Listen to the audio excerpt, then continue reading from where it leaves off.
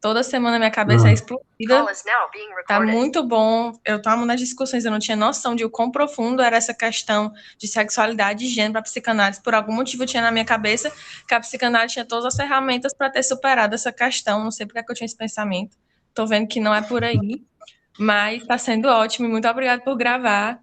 E também, por gravar, eu posso estar anotando tudo. Tenho no meu caderno aqui, deixa eu ver se eu posso...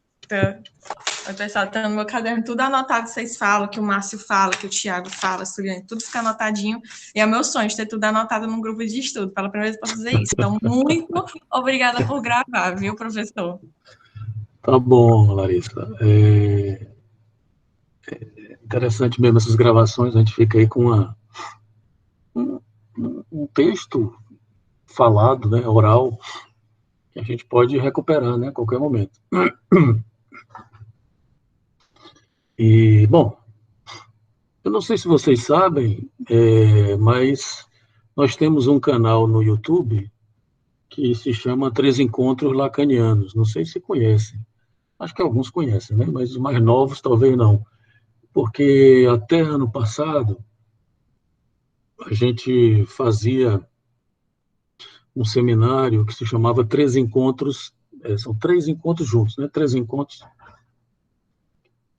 lacanianos, era o tema do ano, a gente fazia 3 encontros por semestre, 3 seminários, onde eu comento, às vezes convidava algumas pessoas, alunos, outras pessoas para participarem também, e alguns desses 3 encontros foram gravados e estão no YouTube, lá disponíveis.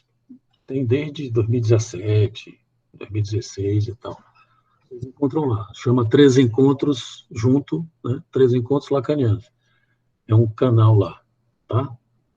Eu até pensei na possibilidade depois, não sei se a Priscila está por aí, que a Priscila era quem postava os vídeos no YouTube. Ver se a gente conseguiria Oi, fazer tô isso. sim. Oi, Tô Priscila, por tudo aqui. bem? Tudo bom. Depois a gente podia até ver, Priscila, como é que a gente tem condição de... Porque é muita coisa, né? Sim. Muitos vídeos. Como é que a gente faria? Depois a gente conversa, tá? Tá. Então, recomendo, não sei se todos leram, se não leram, para entender melhor esse texto, eu recomendo que leiam 2 textos monumentais de Freud. O primeiro é o Totem e Tabu, de 1912, se eu não me engano, 12, acho que é. E o outro é um de 1920, Psicologia das Massas e Análise do Eu, traduzido como Psicologia dos Grupos. Bom, enfim. Que são esses 2 textos de Freud que a Tânia se refere. A problemática qual é? Desde que Freud escreveu Psicologia das Massas, na verdade, desde sempre, desde que a psicanálise foi fundada, né? Mas isso se sistematizou de uma maneira mais declarada, vamos dizer assim, a partir do texto da Psicologia das Massas, que é um texto de 1920, se eu não me engano. Não sei se todos conhecem mais ou menos a ideia geral do Freud. Eu vou dizer em largas linhas, se ficar alguma dúvida, vocês me perguntam. O Freud vai desenvolver toda uma teoria de uma certa identificação entre o grupo, né, de que as massas, ele tem toda uma teoria das massas, onde ele usa uma série de autores anteriores a ele, e ele vai dizer, então, que as massas, elas funcionam a partir, eu vou dizer o miolo da tese, tá? As massas funcionariam a partir de uma identificação com o líder funcionaria ali como aquela referência central das massas, e o líder ele seria posto no lugar do que Freud chama de ideal do eu. Freud tem uma distinção entre eu ideal e ideal do eu, que está lá no Narcisismo, que é um texto de 14, que eu recomendo também que leiam. E o Freud, no Narcisismo, vai dizer que perdemos algo do eu ideal, do narcisismo, e isso que é perdido é lançado como um ideal a ser alcançado na cultura e se transforma no ideal do eu. Não é um mero jogo de palavras, eu ideal para ideal do eu, porque tem uma mudança exatamente do eu ideal do narcisismo primário, infantil, algo se perde, que é jogado, é lançado para a cultura como o ideal do eu, que é isso que nós estamos sempre procurando no outro, né, na cultura, e tal. Né? Pois bem, o Freud vai dizer que a massa, então, ela tem um caráter, vamos dizer assim, reacionário e fascista. Lembrem-se que Freud já estava começando a sofrer os efeitos do início do fascismo. É um texto entre guerras, né? Entre a Primeira e a Segunda Guerra. Então, Freud vai mostrar que a massa, por exemplo, ela funciona a partir da identificação do líder nesse lugar de ideal do eu, produz entre os liderados, né, entre os membros da massa, uma experiência narcísica de igualdade e de identidade. Freud usa a religião e o exército para ilustrar esse tipo de massa, né? E que, portanto, a partir daí, toda essa ideia de uma identidade grupal, de somos todos iguais, né? de uma consistência imaginária dos grupos, ela passa a ser profundamente criticada pela psicanálise, né? A psicanálise, por isso mesmo que a psicanálise não trabalha com a noção de identidade. A noção de identidade não é uma noção psicanalítica. A psicanálise, portanto, não trabalha com a noção de identidade, mas trabalha com a noção de identificação. Né?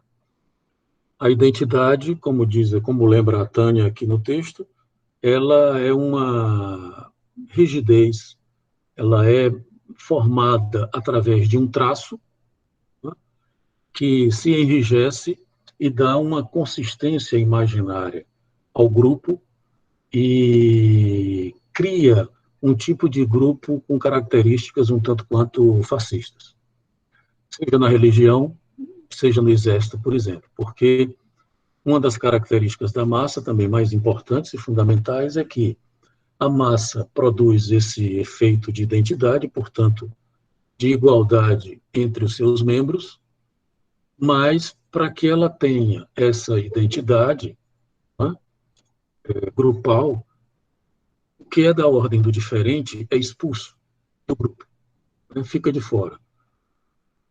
Na linguagem lacaniana atual, a gente diria que existe. Né? A diferença, o que não é igual, que se nós somos irmãos, né? Na religião, por exemplo, somos irmãos, filhos, porque esse líder, como diz Freud, não precisa ser uma pessoa, pode ser um ideal, né? Como é no caso da religião, né? Deus, ou o que for. Isso vocês podem observar que toda massa, todo grupo identitário, nessa perspectiva, ele tem uma intolerância à diferença, especialmente esses que nós citamos aqui, né? Quer dizer, a religião e o exército, que são os dois exemplos de Freud. Tudo que não coaduna com essa identidade é cuspido fora, né? É posto para fora. Então, a diferença fica não considerada nesses grupos, né? Então, o inimigo, a ideia de inimigo, que é exatamente o diferente, é o que dá consistência à massa. Né? Portanto, para construir uma massa, você precisa criar um traço identificatório com o líder, né, que se sustente, e tudo que for diferente é posto para fora, né, e é tomado como inimigo. A constituição desse inimigo externo, né, ele dá consistência à massa. Vocês quiserem criar uma massa, basta inventar um bom inimigo, que os irmãos se unem, né, em torno e contra esse inimigo. Está claro isso aí? Essa é a ideia geral da psicologia das massas, né? A partir disso, Freud e a psicanálise, de maneira geral, sempre foi extremamente crítica a nem a Constituição, porque a gente não pode fazer muita coisa, mas ao funcionamento desses grupos identitários, né? Quer dizer, esse traço que funda um grupo identitário e que, portanto, esse grupo corre um risco grande. E veja que, apesar de eu concordar com o que a Tânia está dizendo aqui, eu ainda acho que os grupos identitários, por exemplo, que nós vamos elogiar aqui, né, e que é o que ela propõe, né, que a psicanálise tome a ideia dos grupos identitários atuais, como negros, LGBTs e etc., né, gays e etc., como tendo uma outra, olhando para eles de uma outra maneira. Concordo plenamente, acho muito interessante a ideia dela. Entretanto, eu queria advertir que, ainda assim, os movimentos identitários, grupos identitários, correm o risco de se postarem numa condição de um fascismo das pequenas diferenças. Isso é também algo perigoso. Vamos discutir, né? Mas o fato é que isso é um risco, não estou dizendo que isso acontece, estou dizendo que é sempre um risco que qualquer grupo, inclusive grupos de psicanálise, por exemplo, correm o risco de instituições, etc., correm o risco de incorrer, vamos dizer assim. Mas o fato é que, assim, eu estou indo pela posição tradicional da psicanálise, né, de maneira que esses grupos identitários sempre foram criticados exatamente porque, e aí é onde a Tânia lembra a segunda parte da questão, que ela retoma o Totem Tabu, que eu também não sei se vocês conhecem, todos conhecem, se leram, se não leram, recomendo que leiam, porque é um monumento. Né? Todos os dois textos, Totem Tabu e Psicologia das Massas, são dois monumentos de Freud. Freud fazia um monumento desse por ano, né? Um negócio impressionante. E o Totem Tabu, Freud vai criar uma mitologia, como diz Lacan, a única mitologia moderna que foi Freud quem criou. Freud vai criar uma mitologia para explicar a origem da cultura e, portanto, do laço social. Né? E aí ele cria o famoso mito da ordem primitiva, que vocês devem, se não leram, devem pelo menos ter ouvido falar, que é aquele de que, num tempo mítico, os homens andavam em hordas. Ele tira essa suposição do Darwin, né? O Darwin tem essa suposição aí de hordas, que os primatas andavam em hordas, né? Como é até hoje, os primatas andam em hordas, que é aqueles grupos que tem o macacão-chefe, né? O macacão líder que a horda gira em torno dele. E, bom, e o Freud cria essa mitologia dizendo o quê? Que a cultura, ou o laço social, ele é fundado a partir dessa experiência originária, mítica, né, de horda, e que para que a cultura pudesse ser fundada, o primeiro, vamos dizer assim, um primeiro tempo, um primeiro espaço do real precisaria ser esvaziado. O Freud não fala de real, né? Eu já estou lacaniano. Freud vai dizer o quê? Que um primeiro ato, que funda, inclusive, a dimensão simbólica, precisava ser criado. Então, esse ato, Freud explica numa mitologia, dizendo que, então, os filhos, né, matam esse macacão-chefe, né, esse pai originário, que era o pai que era o detentor de todos os poderes e de todas as mulheres, inclusive. Né? Ela diz que aqui ela comete um erro. Ela diz que as mulheres não são citadas. São, sim. São citadas nessa condição, né? Nessa condição, obviamente, minoritária, de que o pai, o primeiro pai, o pai real, o pai da horda, ele tinha acesso a todas as mulheres. Né? Ele castrava todos os filhos e tinha acesso a todas as mulheres.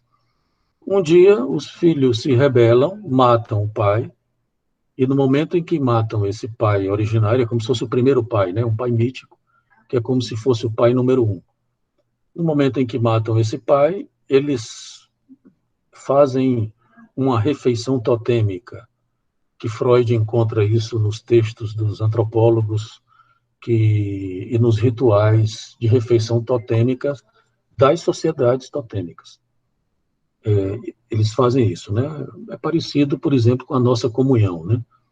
A gente também matou Cristo e faz uma refeição totêmica comendo o corpo e o sangue de Cristo na comunhão.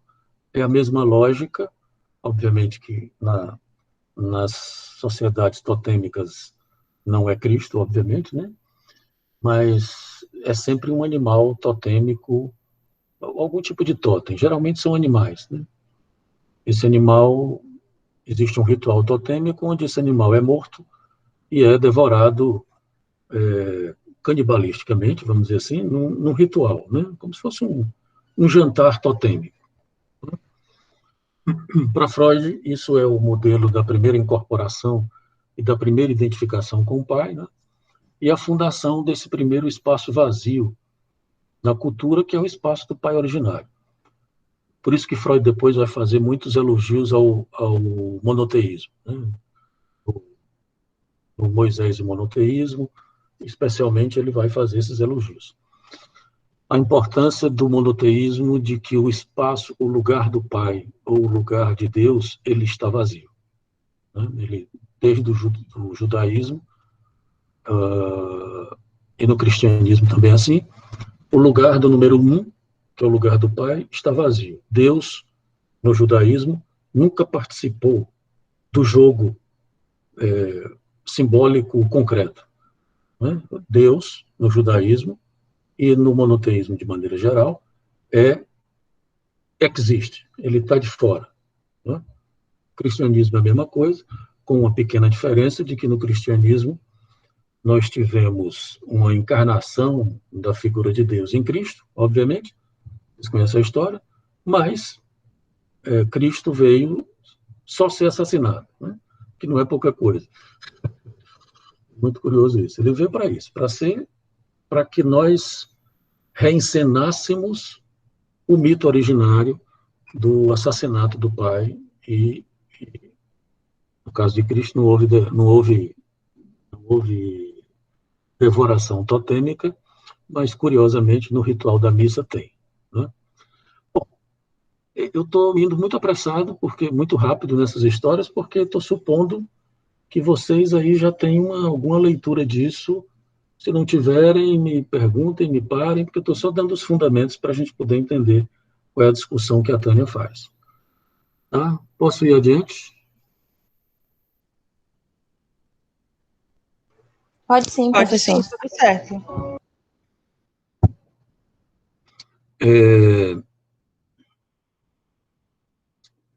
O que é que a Tânia vai criticar e que eu acho assim, muito interessante? Ela vai dizer o que, olha, nosso ideal moderno, especialmente a partir da Revolução Francesa, que, por exemplo, a Sociedade dos Irmãos, que é exatamente essa sociedade totêmica, né? que é um pouco a ideia da sociedade democrática. Quer dizer, o tirano tem que ser retirado da posição de número 1. Não é? Toda vez que esse lugar vazio do pai é colonizado, nós temos uma tirania.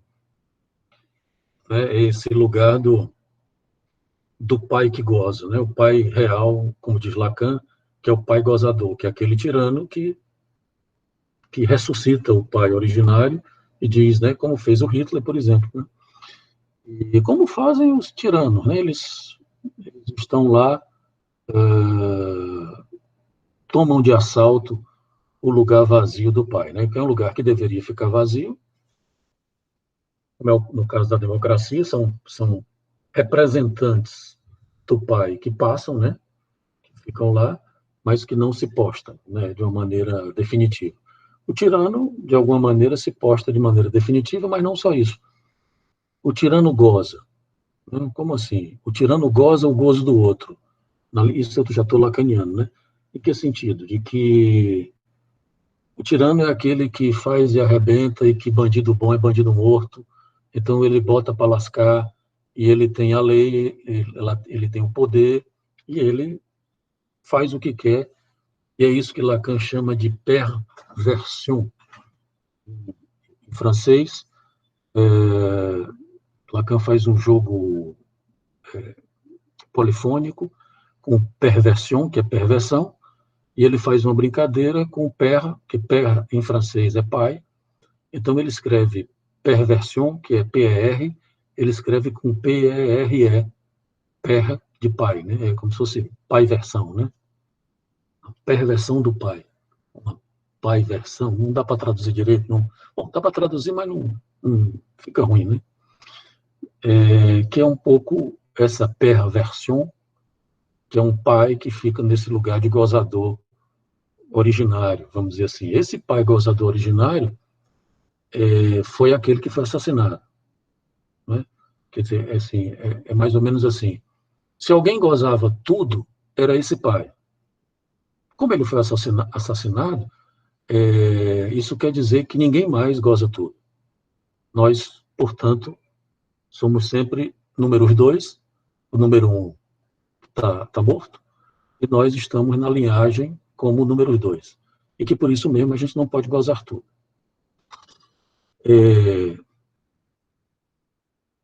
Mas é curioso porque o neurótico pode supor que alguém goza tudo, né? Alguém goza o que ele não goza. E esse que goza é sempre o outro, porque já que ele não goza, alguém goza, né? É a suposição neurótica. É claro que isso é um fantasma, mas enfim, o fato é que a partir daí nós temos uma sociedade dos irmãos, né? Onde a cultura foi criada e, portanto, o laço social é determinado a partir dessa simetria entre os irmãos, né? De que, portanto, e aí nós entramos nos ideais modernos da Revolução Francesa, com igualdade, liberdade, fraternidade, por exemplo, né?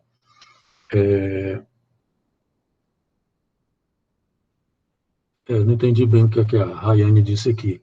Diz aí, Rayane. Eu acho que essa parte que você está falando diz muito desse trecho, né? Que ele vai falar sobre esse significante, né? Irmãos, que ele vem trazer como se fosse um tipo de igualdade, né? Entre os sujeitos. Exatamente. Eu acho esse texto muito interessante e eu peguei esse significante irmãos, ele vem trazer em outro momento, né, que ele não se refere, né, Freud, no caso, essa questão do feminino, né, mais acima, né, tem uns trechos bem interessantes, acho que o professor até falou um pouco sobre isso, mas eu acho o texto muito interessante porque ele vem trazer todos esses conceitos muito importantes, mas ele traz discussões bem atuais, né? Sobre essa questão do gênero e bom, é isso. Aí eu vou pegando outros textos depois para falar. Mas esse diz muito do que o senhor está falando agora sobre esse conceito de irmãos e igualdade, fraternidade e tudo mais. Pois é, porque o que a Tânia faz uma genealogia, né, dessa questão, porque ela politiza a questão e ela vai dizer, olha, vem cá, que papo é esse de irmãos? Né? Afinal de contas, será que essa coisa é tão assim bonitinha, que todos somos irmãos e que todo mundo tem os acessos e etc., né?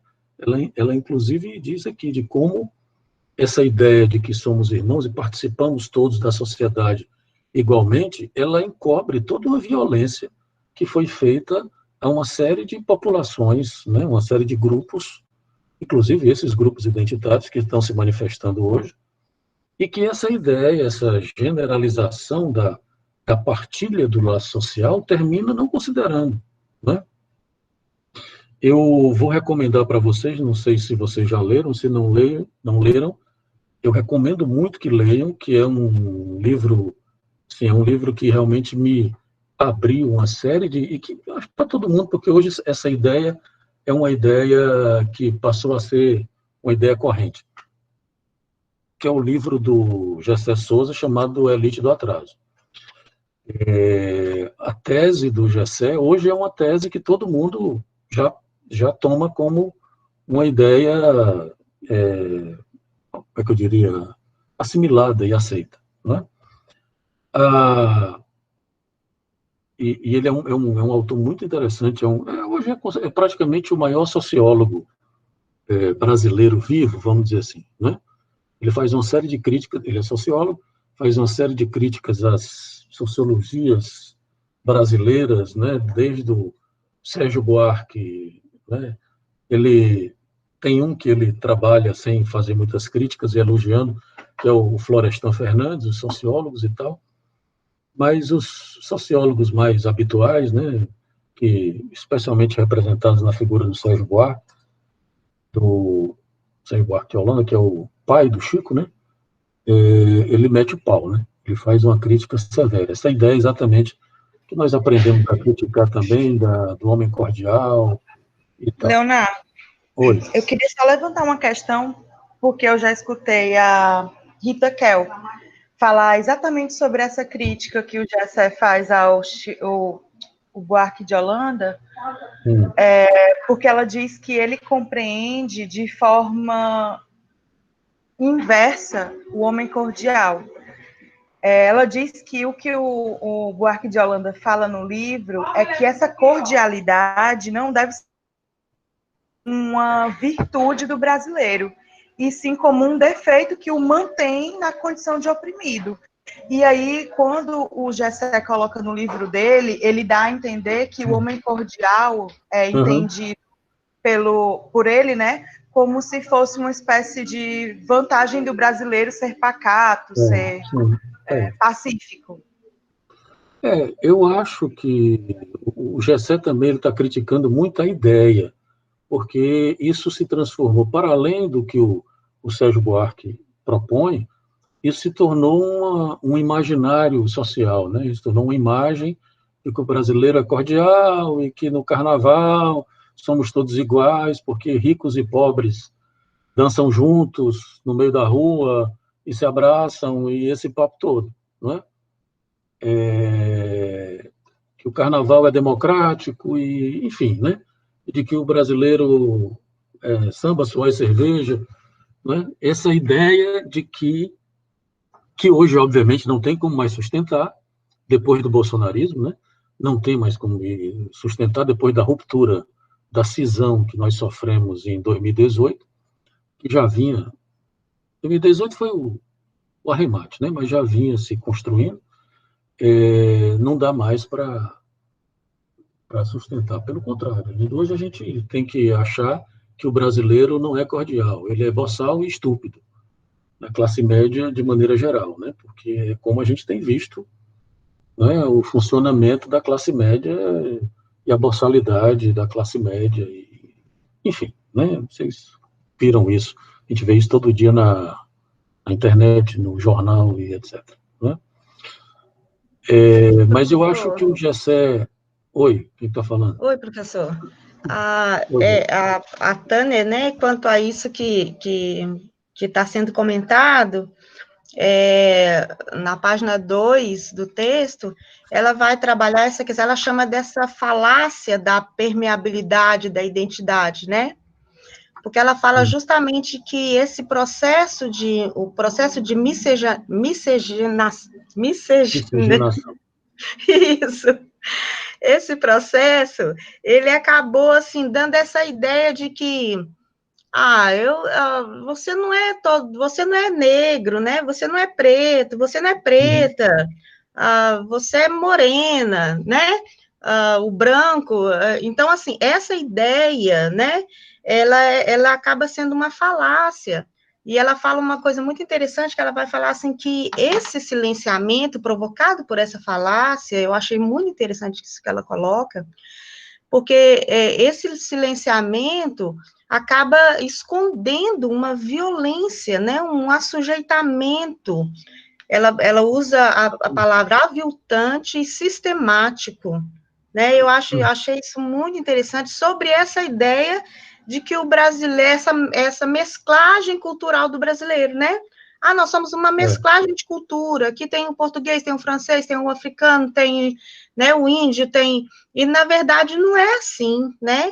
Então, é muito interessante o que ela fala. E aí ela traz, parece que ela traz isso junto a essa ideia da questão dos irmãos, né? Essa questão fraterna, que ela vai falar que, por exemplo, no próprio mito, não é contado das mulheres, né? E aí eu acho também interessante a questão que ela faz como ela ressalta a importância do significante, né? Como naquele outro texto que a gente estava vendo na semana passada, que estava falando sobre a importância do significante, que abre possibilidade para que outras subjetividades apareçam, né? E nesse caso, no nome de irmãos, ela denuncia isso também, assim, de forma muito interessante, né? Que ela vai falar que nesse sentido, as mulheres faltavam um significante identitário, né? E que essa falta desse significante identitário impedia o reconhecimento, porque ela pega, me parece que ela pega muita questão dela, ela coloca, inclusive ela fala como correlato, ela não entra necessariamente na identidade, mas ela vai falar da questão do reconhecimento, né? Exatamente. Do fato de você reconhecer o outro. E aí ela diz, olha, para a mulher branca, inclusive, reconhecer a mulher negra, ela precisa reconhecer que ela é branca, né? No sentido assim, essa coisa de dizer, não, eu também tenho... Mas não, é um reconhecimento, porque o reconhecimento de si implica também no reconhecimento do outro. Por isso que ela fala que essa mistura brasileira, essa ideia, essa falácia, ela não colabora com essa questão do reconhecimento, né? Pelo contrário, ela perpetua ações, né, de assujeitamento muito grande, assim, de outras subjetividades, como da mulher negra, né, do preto, da preta, do gay, né, do trans, da trans, né, e por aí vai. Eu achei muito interessante o texto dela. Tem duas coisas importantes aí, Beth, no que você diz. A primeira é uma crítica que ela faz à ideia de antropofagia lá do Oswald de Andrade, né? Que ela, desde 23 da Semana de Arte Moderna, essa ideia se tornou um significante comum nessa ideia de que nós brasileiros pode mandar que a gente traça, não é? O colonizador chega e coloniza, mas a gente digere e devora o colonizador e faz da nossa maneira.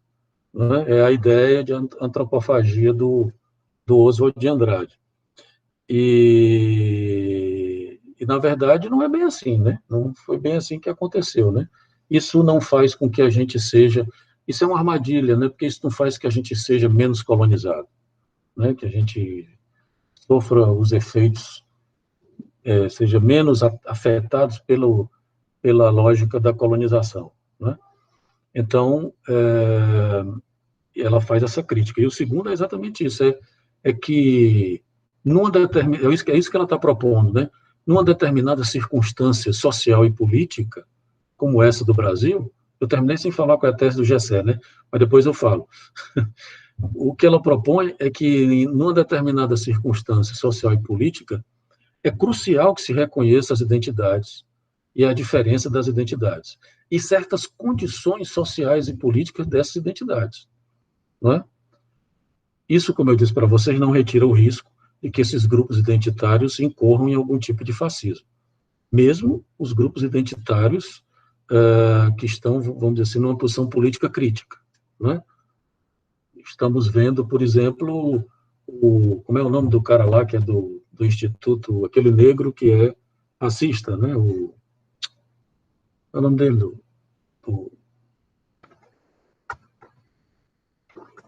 O ministro da Cultura? Ministro, não, secretário da Cultura. Secretário, que é um negro racista. É um secretário da Cultura lá. Bom. Pois aquele discurso daquele cara, né, é mais ou menos esse, de que não, esse negócio de racismo, de negro, isso não existe, somos todos iguais, somos todos brasileiros, né? É o papo, não existem brasileiros negros e brasileiros brancos, né? Como se isso fosse verdade, né? Somos todos iguais nessa noite. E não é verdade. E voltando para a tese do GECE, que hoje, assim, ela já se enraizou na cultura, e vocês vão reconhecer a maioria dos movimentos sociais identitários trabalha com essa tese, mas quem constituiu essa tese foi o GECE. A tese dele é mais ou menos a seguinte: ele tem um outro livro que se chama Ralé Brasileira, né? Que é um livro anterior à Elite do Atraso. Ele diz o seguinte, que o que aconteceu no Brasil, historicamente, foi o seguinte: obviamente, nós tínhamos a escravidão, né? Tínhamos aquela população de escravos, e essa população de escravos, quando veio a abolição, essa população ela ficou à margem, né? Ficou ali nas favelas, na margem da sociedade.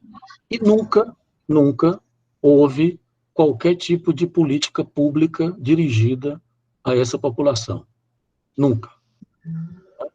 Até o Getúlio, e depois do Getúlio, Lula, nunca tinha havido nenhum tipo de política pública dirigida a essa população. Nada, zero. Que era exatamente essa população de pobres e negros que ficaram meio que... Houve a abolição, mas ficaram ali, não entraram propriamente no mercado de trabalho, nem no processo de industrialização do Brasil, porque o que aconteceu? O Brasil sempre foi um país muito agrícola e rural, né? Hoje, no século XX, na segunda metade do século XX, depois do Juscelino, né, que isso mudou um pouco, mas o Juscelino é de 60, né? Na década de 60, 61 e tal. Até lá, o Brasil ainda hoje é um país muito rural e muito agrícola, né? Vocês imaginam isso no século XIX. Então, com a abolição e todo esse processo de industrialização, inclusive da agricultura e de mercantilização e tal, o que aconteceu? Essa população ela terminou não entrando nesse mercado, porque o que aconteceu é que antes que essa população entrasse, vieram os imigrantes. Né? Os imigrantes apareceram, os imigrantes italianos. Meu bisavô, inclusive, meu bisavô foi um desses imigrantes italianos que veio no fim do século XIX, né? Vieram e essa população de imigrantes, italianos, japoneses, que foram os mais, né? A maior população que teve foi de italiano e japonês, né? Se não me engano, no Brasil foram vários, teve alemão também, mas fundamentalmente italianos e japoneses, né? Esses imigrantes foram quem tomaram os postos do mercado, industrialização e etc. E essa população, que ele chama de ralé, que é exatamente o que foi herdado da escravidão, continuou nessa condição de não ter qualquer atenção e qualquer política pública do Estado. Até o Lula e o tal do Bolsa Família, né, quando, finalmente, uma política pública foi dirigida a essa população. Uma política pública de assistência, de divisão de renda e etc, etc. Né? Por mais que a gente critique o Bolsa Família, ou até mesmo os limites do Bolsa Família, não podemos negar que foi realmente, finalmente, uma política pública de grande porte, isso nunca existiu no Brasil, né? De assistência e de distribuição de renda no Brasil. Nunca existiu e nunca mais vai existir. Né? Inclusive, por exemplo, do acesso, isso não é só discurso de petista, né? Porque eu nem sou petista, eu agora sou PSOL. Só voto no PSOL. Mas não podemos recusar, por exemplo, vocês, quem está aqui há mais tempo, o Tiago, que é professor, e outros mais antigos, sabem, por exemplo, na época do Lula, como a gente tinha o pessoal de baixa renda na Unifor. Né? Negros. Não tinha negro no curso de psicologia. Não tinha. Né? Eu me lembro desse tempo todo, antes dessa história, eu me lembro de ter tido uma ou duas alunas negras. Que eu me lembro. Né? E a gente teve uma população que não tinha acesso e que passou a ter acesso à universidade. Uma universidade privada, inclusive, com Meu nome? Finec, não, como é? Fiéis? Fiéis, É o exatamente. FIES, né? É. O FIES. Eu mesmo sou uma dessas que, se não fosse FIES, com certeza eu não teria condição de estudar na Unifor, né? 50... A filha da faxineira, da minha faxineira aqui, faz psicologia na 7 de setembro. 7 de setembro, é? Faz 7, né? Não, 7 agora. Pois é, isso ainda é se o Bolsonaro não acabar com ele, que é provável, né, ainda é o produto do FIES. Né? Quer dizer, isso, gente, é porque vocês são mais jovens. Mas o mais velho sabe disso. Isso, há 20 anos atrás, era impensável. Impensável. Você ter o filho da faxineira ou a filha da faxineira da universidade. Era impensável. Em 2006, eu trabalhei diretamente no CRAS, da universidade, 2005 para 2006. Tiago, eu não tô te ouvindo bem, Tiago. Teu som está meio travado, não sei o que aqui. Agora? Dá para escutar? Alô? Tá muito baixo o áudio. Tá, porque eu estou aqui no celular. Então, agora melhorou. Tá um pouco abafado, mas está melhor. Diga aí. Tá bom. Vou tentar falar aqui perto aqui do microfone, então. Em 2006, eu trabalhei no CRAS, né, em Canidé, depois eu fui lá para Jurema. Um lugarzinho bom, só tinha rapaz bom lá. Mas, assim, lá na Caucaia. E era... E realmente, assim, o Lula fez realmente uma revolução, eu acho, porque na área da ação social, ele fez um sistema único de ação social. Então, assim, a gente entrou numa perspectiva gigantesca em relação a isso. Muita gente, eu escuto falar a respeito do Bolsa Família, a respeito dessas bolsas e tal, numa perspectiva bem preconceituosa e negacionista, porque assim, tem um programa gigantesco por trás disso. Né? Tem uma questão de capacitação de renda, é uma questão técnica também, de aprender de costureiras, de outros âmbitos também em relação a profissões. Então, tem toda uma perspectiva de uma distribuição de renda, mas uma preparação também para que você não, como o pessoal falava naquela época, né, não só pegar o peixe, mas para que você pudesse pescar o peixe. Agora, a gente tem também uns entraves muito grandes no país, onde isso tudo era gerido pelas prefeituras. E sabe a dificuldade das prefeituras, né, e da política de uma forma geral. Né? Não estou querendo tirar o PT da reta também não, porque eu acho que tem muita crítica em relação ao PT, que é bem-vindo, mas isso nunca foi feito realmente. E é um programa, é belíssimo o programa. Se você pegar no papel, o programa de saúde mental que a gente tem aqui no Brasil é espetacular, e o programa do SUS também é espetacular. Assim, naquela época que a gente estava implementando, né? Naquela época que... Então, eu acredito muito nisso também, que você está falando. Pois é, essa tese do Gessé, que é exatamente essa, quer dizer, toda essa população que ele chamou de ralé, né? Que ele faz questão de chamar de ralé, não para depreciar a população, mas para indicar a verdadeira condição dessa população que nunca teve acesso a nada, inclusive do ponto de vista de políticas públicas.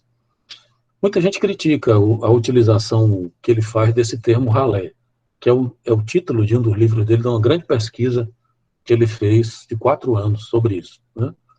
Mas eu entendo que ele quer causar, né? Chamando de ralé. Não é no sentido de ele fazer uma depreciação, mas para mostrar a verdadeira condição social dessa população. Né?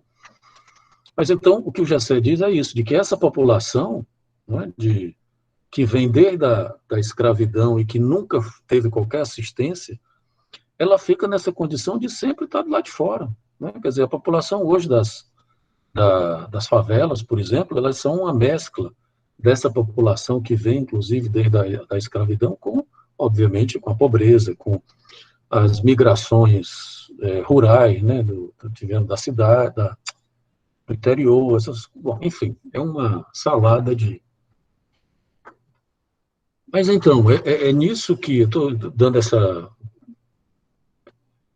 falando dessa tese do Gessé, para mostrar exatamente como realmente é uma falácia você dizer que somos irmãos, né? Somos todos iguais, e que não é assim, tem uma população que não tem acesso a nada. né, que passou a ter há pouco tempo e já parou de ter de novo, né? Se isso vai se recompor em algum momento, acho que só daqui a provavelmente mais 20 anos, não sei nem se eu vou estar vivo. Então, eu passei a vida inteira para ver alguma coisa acontecer nesse país. Já aconteceu, e aí, por isso que eu fiquei tão mal, tão deprimido com essa vitória do Bolsonaro. Foi realmente, para a minha geração, realmente é uma coisa devastadora, porque a gente não sabe se vai ver de novo alguma coisa parecida, né? Bom, enfim. Então, o que a Tânia está levantando é exatamente isso, é que nessas circunstâncias, como no caso dessa nossa situação no Brasil, que é diferente, por exemplo, da França, até mesmo dos Estados Unidos, né? Apesar de que os Estados Unidos também teve um processo de escravidão barra pesada, e os negros lá, por exemplo, sofrem coisa... Eu acho que não é parecido com o Brasil, não, mas é grave, né? Apesar de que o negro no Brasil certamente é mais maltratado do que lá, né?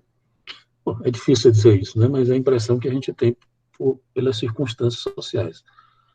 Quer dizer, existe o risco de, exatamente nessa ideia de igualdade, que eu queria lembrar a vocês também o comentário de Lacan, desde o Seminário 7, que é o Seminário sobre a Ética, que ele vai dizer isso, de que a sociedade da igualdade e da fraternidade é, ao mesmo tempo, a sociedade da segregação. Né? Quer dizer, e como Lacan anuncia de como a nossa sociedade vai ficando cada vez mais segregativa, né? E é exatamente o que está acontecendo. Então, diante de uma circunstância social dessa, ela vai mostrar como é importante, politicamente, que as identidades sejam reconhecidas pelo outro. Né?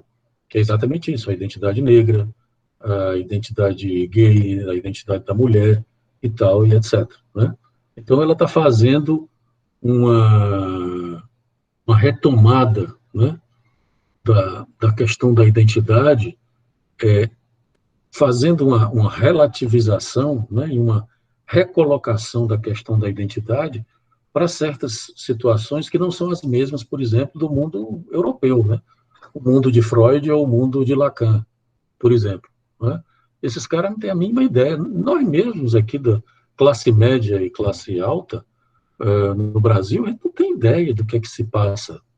Né? Claro que quem tenta se informar melhor, né, consegue ter uma ideia melhor, mas é completamente diferente. Você não tem ideia do que é que se passa com essa população, né, com esses grupos. Então, professor, esse ponto que ela menciona, eu achei também que você acabou de falar, eu achei também muito interessante isso, que ela situa muito a discussão da gente, assim, nessa perspectiva da psicanálise, né? Que ela vai falar, assim, que esse debate, na página 5, ela vai falar que a psicanálise precisa reconhecer que esse ato, né, vamos dizer assim, essa brecha que existe entre o surgimento dele na Europa e o colonialismo no Brasil. Então, são diferentes. A Grada Quilomba faz umas críticas muito interessantes, que ela vai falar assim, olha, ela fala a questão do Édipo, né? Então, ela vai falar assim, olha, o Édipo está olhando para a família eurocêntrica, né? Uhum. E a família nuclear. Acontece que, por exemplo, nos países latinos, e é difícil você falar, ela até brinca, ela fala assim, olha, por mais que queiramos ser obedientes, a gente não consegue manter aquele modelo de família, né? Então, porque a gente está dentro de uma outra perspectiva meio de subjetividade, de configuração familiar. Então, é preciso esse reconhecimento. Então, é como se a gente estivesse em outro chão mesmo, né? Em outro chão, assim, numa outra perspectiva, que não essa transcendental e nem essa geopolítica, né? No sentido, assim, de perceber o lugar histórico, né? Onde essa subjetividade se desenvolve. Uma coisa esse contexto europeu, eurocêntrico, outra coisa é o contexto de países colonizados, como foram os nossos, né? E principalmente no caso, por exemplo, do negro, né? Da negra do índio, da negra, e hoje com as outras sexualidades, outras subjetividades surgindo, que são dos homossexuais. Elizabeth, eu queria, acho que talvez até fazer uma indicação para a gente pensar um pouco sobre a perspectiva do Fanon. Franz Fanon, ele traz a psicanálise numa perspectiva pós-colonial, né? Anticolonial. Então, ele fala também essa questão do Édipo, embora a gente saiba que o Édipo não é mãe, pai e bebê, né? São funções que se ocupam, então elas vão acontecer, as pessoas físicas estando lá como mãe, pai ou não. Então, esse Édipo ele vai acontecer, só que numa nova configuração, né? Porque a situação, de fato, foi diferente. Mas no Fanon a gente tem a contribuição da psicanálise sob a voz de um homem negro que foi colonizado também, né? Ele era um africano e se muda para a França para estudar. E aí lá ele escreve Pele Negra, Máscaras Brancas, que é um livro que fala exatamente sobre essa perspectiva da vida das pessoas que foram colonizadas, né? Ele conta vários casos de racismo que essas pessoas sofreram. Ele lida com a dimensão da psicanálise, da sociologia e da linguística para formular um pensamento psíquico, digamos assim, dentro do conceito dos povos que foram colonizados. É muito interessante. Muito legal, muito bom. Já anotei aqui, Fanon, Peles Negras e Máscaras Brancas. É curioso, a gente está tendo um movimento muito interessante dos chamados pós-colonialistas, neocolonialistas, que esses autores, como Fanon, como Mbembe, que fala sobre a necropolítica, que é muito interessante, né? Vejo que no Brasil está acontecendo também um movimento muito curioso, tinha que ser num país fora do esquema europeu, né?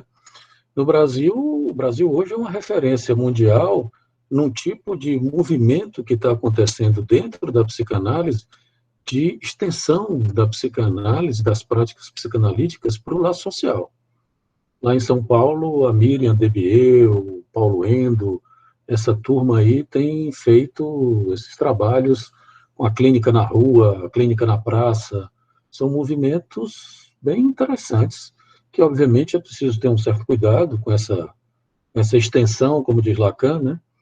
Mas, de todo modo, são movimentos muito interessantes, que indicam de como a psicanálise está precisando ser, ou está sendo até já, nesse momento, politizada, né? Está sendo convidada e convocada não é propriamente a rever os seus conceitos, mas a rever também, mas fundamentalmente a fazer um tipo de politização, que eu prefiro achar que é uma genealogização do seu funcionamento lógico, discursivo, político e tal, né? Isso é um movimento muito interessante, e não é na França que está acontecendo, né? Por exemplo, aqui, como no Brasil, eu fui em 18, foi 18? Foi. A gente foi lá, a Alice também foi, a Alice daí não. A Alice também foi, a gente foi a um encontro lá em São Paulo, que era a criação esqueci o nome, porque o negócio não foi muito para frente. A Interpol, a Rede de Psicanálise Internacional de Psicanálise Política. E Interpol não, Redipol. Eu disse Interpol, foi? Interpol, Não é Interpol, não, é Redipol, né? E essa turma toda estava lá, e foi muito interessante o encontro, o pessoal discutindo essas novas práticas e etc.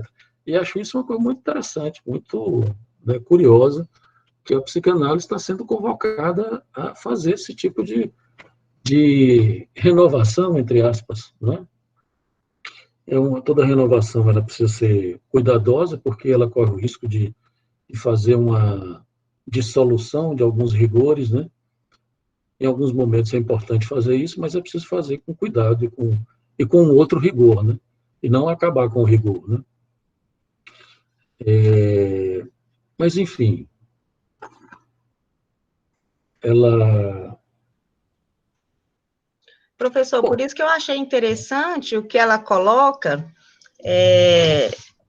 ela não entra muito na questão assim, conceitual em si, mas o que ela coloca é que ela situa bem a discussão dela, porque se for trabalhar a identidade, talvez vai ficar complicado trabalhar a identidade, porque a psicanálise vai ter aquela questão da identidade como alienante, narcísica, né? Não entra muito na discussão de identidade e identificação. Aí ela fala que essa questão do reconhecimento pelo outro, que ela coloca como se fosse um correlato, né, da identidade. Então, o reconhecimento pelo outro. Eu acho que esse outro aí, eu acho que esse outro que ela está se referindo é exatamente o reconhecimento pelo outro social. É necessário que se reconheça uma diferença de uma certa condição negra, ou de uma certa condição gay, ou uma certa... Entende? São esse reconhecimento, porque o outro social somos todos nós, né? Quer dizer, uma certa condição discursiva na cultura. Então, esse reconhecimento, ele é importante, né? É importante, que, inclusive do ponto de vista político, entende? Porque aí é um reconhecimento, e aí eu acho que tem um ponto aí que é um ponto crucial na argumentação dela, que inclusive é perigoso, né? É preciso saber se é possível fazer isso. Inclusive ela se refere à ideia de traçonário em Lacan. Veja que o traçonário em Lacan não é um traço propriamente imaginário, é um traço simbólico que dá uma diferença, entende?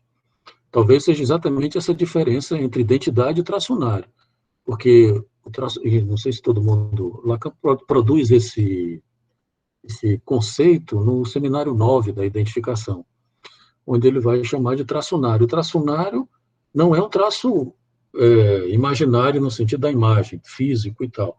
É aquilo que marca uma singularidade do sujeito. É a forma como o sujeito funciona e marca a sua singularidade e a sua diferença. É o seu traço, né? Por exemplo, você pode ver isso quando você escreve, né? A sua forma de escrever e tal, né? É como é que chama? Uma digital da singularidade do sujeito, não é? E veja que isso não é a mesma coisa que identidade no sentido da identidade de produzir massa, produzir grupo, né? Então, eu sou negro, sou igual a todos os outros negros, então vamos nos unir contra o inimigo branco, entende? Estou dizendo que o movimento negro faz isso, não. Mas é como se, entendam a sutileza do que eu estou querendo dizer. Por mais que seja importante reconhecer a identidade negra, por exemplo, qualquer outra identidade das chamadas minorias, não é? É importante que essa identidade seja afirmada com uma diferença, e não com uma igualdade, como é no caso da massa. Entende? Não sei se percebem a dificuldade e a sutileza da coisa. Porque não é... Eu vou propor a identidade negra para dizer que os negros são todos iguais, não é? São submetidos, subordinados, etc. Não. É para marcar uma diferença, inclusive do ponto de vista do gozo, de uma identidade negra. E de cada negro na sua posição, não é? Como isso implica uma diferença cultural, histórica e de gozo também, não é? Quem foi que falou aí que eu não vi? É como se... Eu acho que vocês estão querendo dizer, tipo isso, para a identidade não delimitar uma existência, ela demarcar uma diferença. Exatamente. É tipo isso, ao invés dela ser um padrão que todos vão ser, né? Mas, assim, vocês não percebem isso? Isso não existe, tipo, a gente não consegue fazer isso? Por exemplo, no grupo LGBT, que ele é um grupo, e sua identidade, ele simplesmente ele não se identifica como uma posição afetiva, ele se identifica como uma não posição afetiva. Eles seriam mais não heterossexuais do que homoafetivos, porque eles são trans, eles são queers, eles são bis, é mais um não hétero do que um homo. A mulher também, a gente discute que existem várias mulheres, vai ter a mulher rural, vai ter a mulher urbana, a mulher que trabalha, a mulher que quer ser mãe de 15. Será que a gente não está conseguindo fazer? Por que a gente tem tanta dificuldade de entender que tem essa diferença, assim? Larissa, eu acho até interessante isso que a Larissa pontuou, porque era exatamente o que eu ia dizer, que a autora, ela traz isso bem claro, ela traz num texto que é impossível a gente negar, né, que existem esses grupos e que existem essa identificação, né, ela traz até do público LGBT e do negro como um público que se identifica, mas é exatamente isso que a Larissa está dizendo, é que a demarcação desse grupo, ela deveria existir para que politicamente, né, eles fossem reconhecidos. Só que em determinados grupos parte de uma exclusão, né, isso que o professor está trazendo, né, como se eu fosse negra e tivesse que, de certa forma, né, rechaçar o branco e a elite como uma problemática mais social. E aí a autora, a Tânia, né, ela traz, né, que é importante se reconhecer enquanto identidade para que a gente demarque politicamente a nossa posição, né? Que a gente tem que se reconhecer para demarcar o nosso lado político. Aqui entra também a problemática do lugar de fala, né? Que, inclusive, outro dia a gente discutiu isso no grupo, né? No Zap. Essa polêmica do lugar de fala. Isso é um pouco delicado. Eu vou convidar vocês a ir devagar com o andor. Porque, veja bem, é claro que ninguém, por exemplo, eu, branco, louro, não tenho como falar de um lugar de quem é negro. Claro, existe um lugar de fala. A minha experiência corpórea, inclusive, não me autoriza a falar do lugar de um negro. Eu até brinquei, eu sou negão, né? Brinquei com isso. Eu não posso dizer eu sou negão, né? Apesar de adorar certas coisas da cultura negra, como a música e, enfim, samba de terreiro, eu adoro samba de terreiro, né? Então, são coisas que você... Mas isso não me dá nenhuma autoridade, por exemplo, para falar a partir ou como um porta-voz da cultura negra, né? Isso, tudo bem, eu concordo plenamente. É importante, porque senão fica essa coisa de que o intelectual branco que fala como porta-voz, né, em Salvador, de um grupo identitário explorado, por exemplo, né, subjugado. Concordo plenamente. Quem tem que falar são os negros, e os intelectuais negros, e etc. Né? Até aí, eu concordo plenamente com a ideia de lugar de fala. O problema qual é? É que isso não me impede de falar da questão da negritude, do racismo e etc. Isso é complicado, porque se a gente começar a dizer que o intelectual branco não pode falar de racismo porque não é negro, isso fica meio complicado. Uma vez eu tive uma discussão que quase virou bate-boca com alunos evangélicos, né? A gente estava falando da religião e tal, e discutindo, e a aluna disse, não, é porque o senhor não é religioso, o senhor não pode falar. Eu disse, mas como assim? Não é? Pelo contrário, nós estamos na universidade, a religião não é tomada como ideologia, ela é tomada como objeto de estudo, de investigação e etc. Por mais que ela implique uma identificação e uma posição religiosa que cada um que tome a sua, né?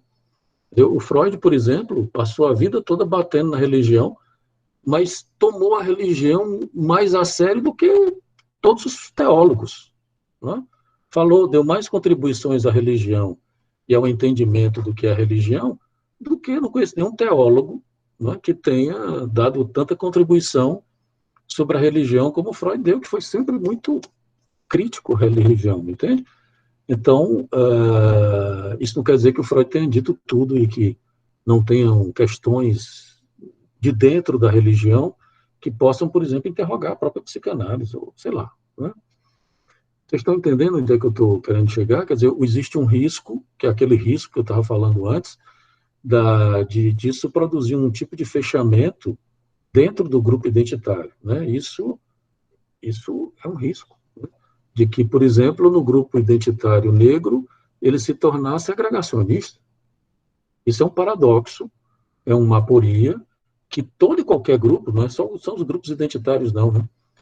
Porque isso faz parte da psicologia dos grupos, como diz Freud. Todo e qualquer grupo corre esse risco. É por isso que daí a importância de afirmar a identidade como uma diferença e não como uma igualdade. Né? É uma identidade que abre a diferença, que deve abrir a diferença e não fechar na igualdade como era no caso da massa que Freud criticou. Para colocar alguma coisa aqui, muito importante que tu colocaste a respeito do traço nário. Esse traço, inicialmente, não é imaginário, né? E a gente traz o sentido pelo dia do imaginário.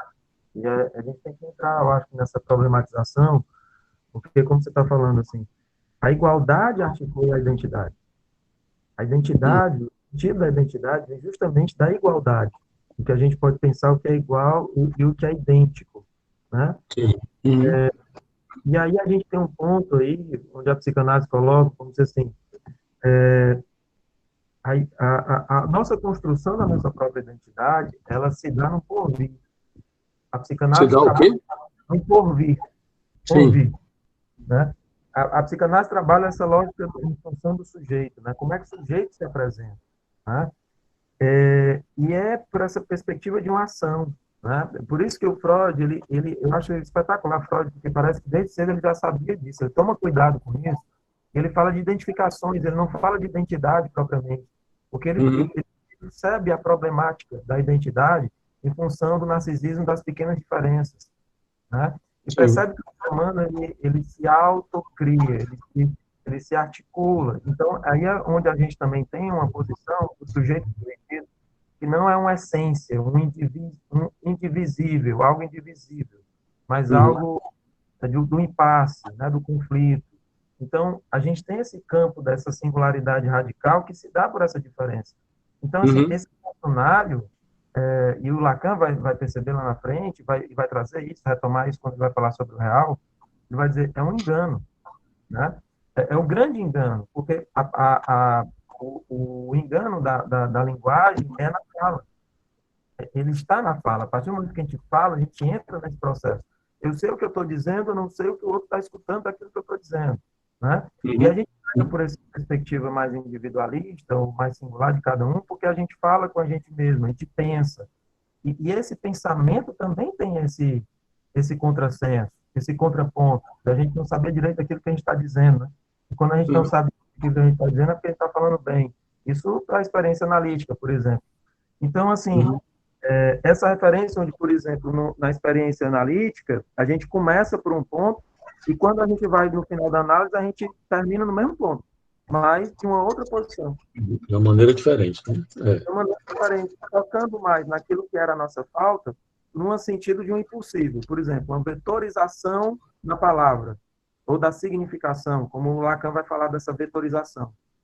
Um significante onde tem outras possibilidades, a gente vai trabalhando essas outras possibilidades, e chega no final dizendo assim, olha, é impossível, eu entendi isso, mas agora eu posso entender da forma como eu quiser.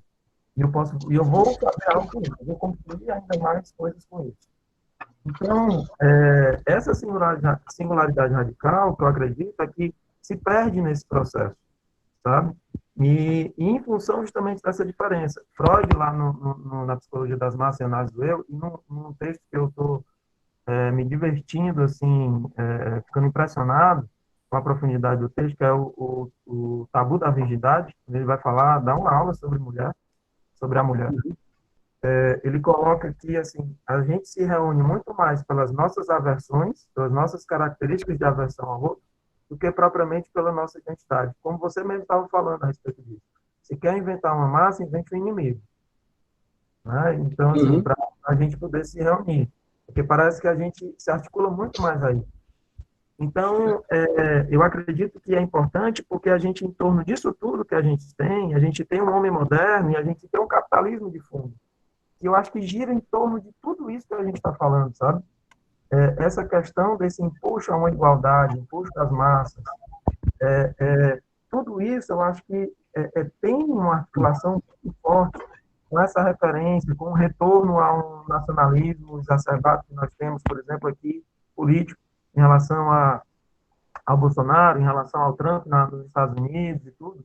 Então, eu acredito que isso tudo se articula, assim, não é uma coisa tão simples a gente falar. Eu concordo contigo quando tu coloca assim, que alguns grupos podem ter essa tendência, apesar de que, acho que a Larissa que falou há pouco, alguns grupos, eles trabalham de uma forma mais complexa aí, né? Alguns grupos que afirmam, por exemplo, as identidades LGBTQ+, e tudo, eles trabalham numa perspectiva mais articulada à diferença e não à igualdade.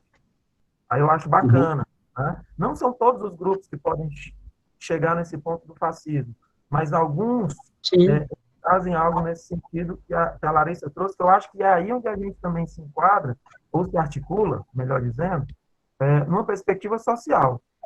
Porque uma coisa é quando a gente está numa perspectiva social, enquanto psicanalista, fazendo uma análise social, outra é quando a gente está dentro da clínica e da experiência do consultório. Né? Sim.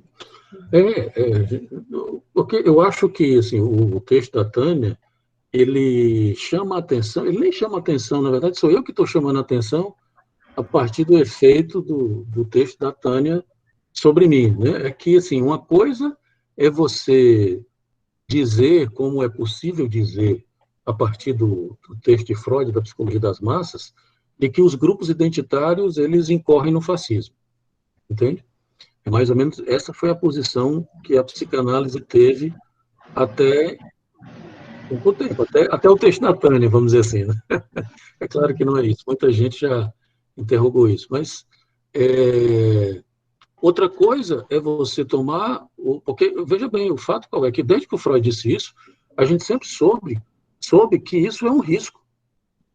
Não é? Isso não é uma coisa que necessariamente ocorre. É um risco grande, mas é um risco. Né? Pode ser que não aconteça. É possível, toda a polêmica, por exemplo, da formação do analista e do processo de institucionalização do analista, Lacan ficou muito atento a isso, ao fato, a crítica que ele fez, por exemplo, à IPA, né, como a IPA se tornou uma grande instituição, inclusive segregativa, não sei se vocês sabem, mas até o fim da década de 80, não podia entrar homossexual na IPA.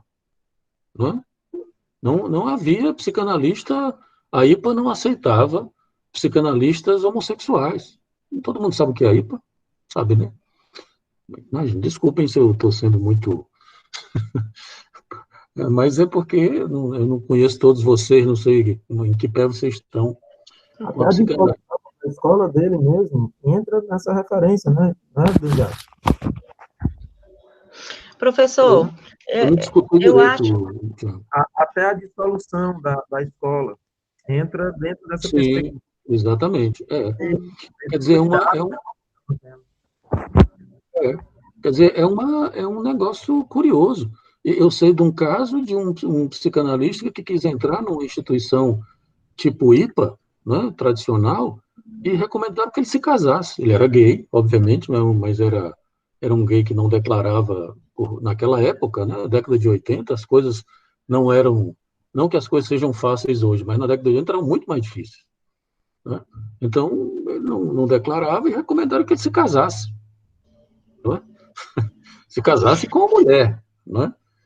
Não era um casamento... Pois é, professor. Eu acho assim... Na década de 80 não existia, não era impossível, era impensável. Né? Diz, Beth. Eu acho... É interessante justamente o que ela coloca, porque ela vai falar assim que, por exemplo, não seria interessante para a psicanálise, né, por causa das suas questões com a lógica identitária e narcísica, que ela deixasse de ver com bons olhos essa questão desse lugar de fala, tendo em vista que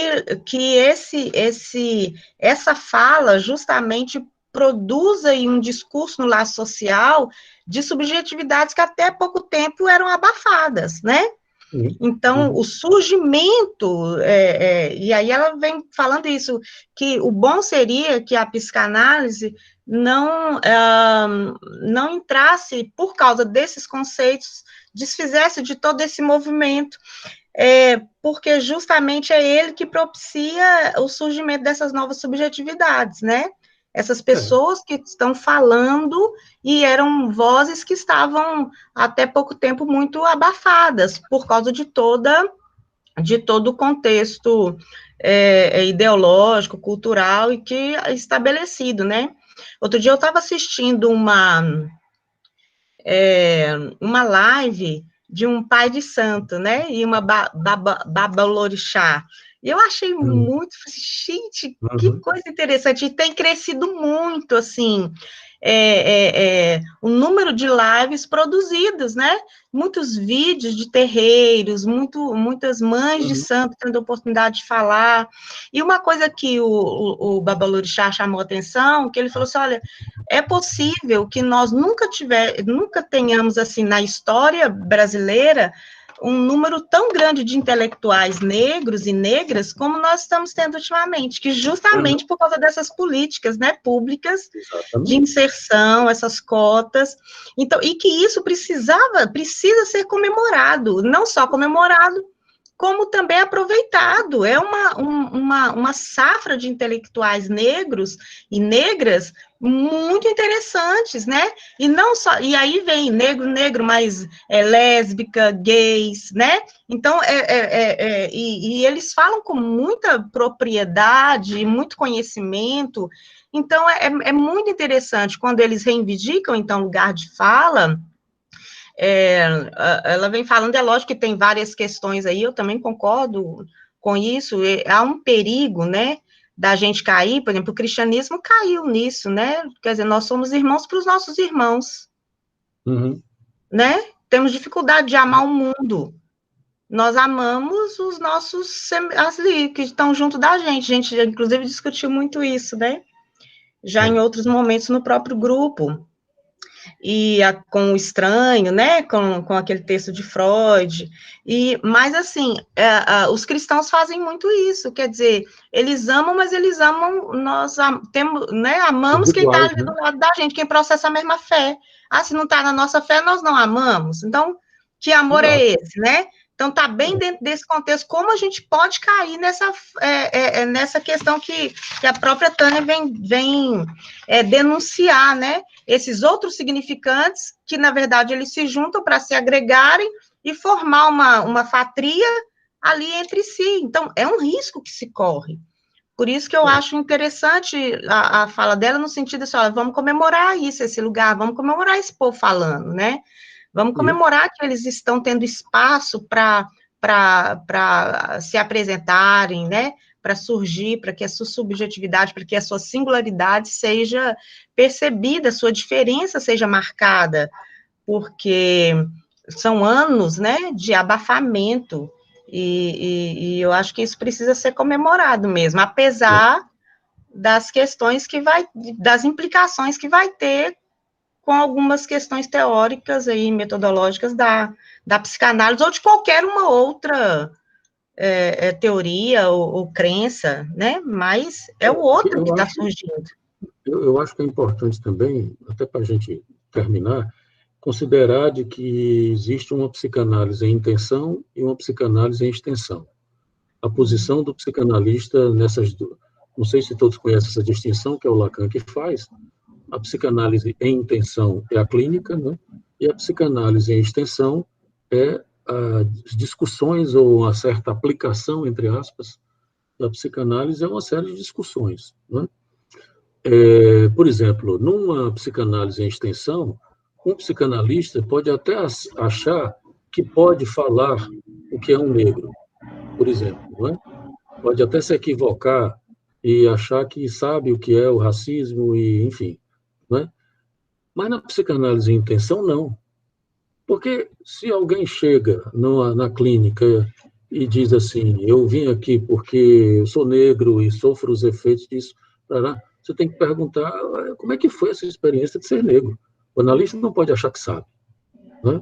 Da mesma maneira que se alguém chegar e disser, como já aconteceu na minha clínica, o sujeito chegar e dizer, vem aqui porque sou homossexual, você perguntar o que é isso, né? O que quer dizer ser homossexual. Porque no movimento gay, você tem uma certa recorte identitário do que é ser gay, por mais que haja uma diferença, como disse a Larissa. Na clínica, é absolutamente singular. Você não pode achar que sabe, teoricamente ou pessoalmente, o que é ser gay. Não sabe. Você tem que perguntar para cada um, como você não sabe nada do seu analisante. Você tem sempre que perguntar e pedir a tal das associações que o Freud recomenda, desde sempre. Então, ninguém sabe o que se passa com o outro. Pelo menos na clínica é assim. Fora da clínica, a gente, né, se equivoca, brinca de fazer essa extensão e tal, mas é preciso ter cuidado também, para não cometer esses equívocos, né? Uhum. E tem outra coisa aqui importante que ela diz, né, para terminar mesmo. Ela diz, não existe sujeito neutro. Não é? Isso é o que a psicanálise prova, não existe sujeito neutro. Todo sujeito goza, todo sujeito está implicado com o que diz. Então, você não pode simplesmente pensar que existe um sujeito transcendental, como ela diz aqui, no sentido, não é? E no sentido kantiano, e que a psicanálise trabalha com o sujeito. Bom, tudo bem, a psicanálise trabalha com o sujeito, mas na intenção, na psicanálise é intenção, cada sujeito É um sujeito. é um sujeito e sofre os efeitos e suporta essa condição de sujeito à sua maneira. Precisa considerar se é negro, se é branco, se é gay, se é mulher, se é lésbica. Isso tudo precisa ser considerado. Não é? Não, obviamente, numa tentativa de fazer qualquer tipo de correção. Na psicanálise não vai por aí. Mas quais são os efeitos disso, dessa posição, inclusive posição de gozo? Porque lembrem-se que uma das grandes invenções da psicanálise foi introduzir o gozo na política. Tanto Freud como Lacan. Lacan diz isso, a psicanálise é uma intrusa, e daí o nosso nome, a psicanálise é uma intrusa na política, porque ela invade a política com a dimensão do gozo. Que é isso, quer dizer, o que a gente não suporta na diferença, inclusive na diferença identitária, é a diferença de como o outro goza. Não é? Como eu disse, foi isso que invadiu a classe média, o gozo dessa população que estava de fora e que passou a entrar. Né? Esses governos do PT, independentemente da crítica ou do elogio que você tenha, mas eles foram um portal, que é exatamente isso que está se acabando. Esse portal, espero que não se feche, mas não tenho minhas dúvidas, pode ser que feche. Né? Foi um portal que nós estamos vendo as consequências hoje. Como eu disse, quer dizer, nós tínhamos pessoas de classe baixa e negros na universidade, na Unifor. A Unifor. Não é? Vários. Como é que se isso a gente vai continuar ou não, eu acho muito difícil as coisas continuarem do jeito que estão, né? Mas vamos torcer que vai mudar. Bom, gente, acho que a gente pode terminar aqui, né?